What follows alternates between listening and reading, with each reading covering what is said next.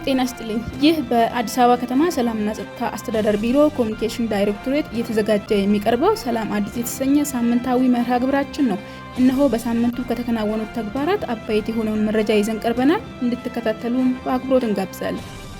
የአዲስ አበባ ከተማ ሰላምና ጸጥታ አስተዳደር ቢሮ ከኢትዮጵያ ፖሊስ ዩኒቨርሲቲ ጋር በመተባበር ከማዕከል እስከ ታችኛው መዋቅር ድረስ ለሚገኙ አመራሮችና ፈጻሚዎች በአካል ብቃት በንድፈ ሀሳብና በጸጥታ ስራ ዙሪያ ስልጠና ሰጥቶ አስመረቀ።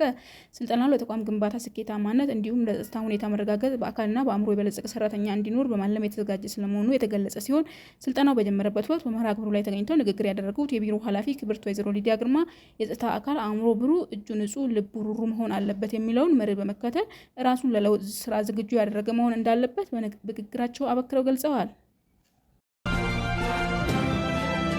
በስልጠና ማስጀመሪያ መርሃ ግብሩ ላይ የኢትዮጵያ ፖሊስ ዩኒቨርሲቲ ምክትል ፕሬዝዳንት ረዳት ኮሚሽነር ተሻለ ሚቆሬን ጨምሮ የቢሮ ከፍተኛ አመራሮች የተገኙ ሲሆን የመጀመሪያ ዙር ሰልጣኞችን በማስመረቅ የሁለተኛ ዙር ሰልጣኞች ወደ ስልጠና ማዕከሉ ገብተው በመሰልጠን ላይ ይገኛሉ።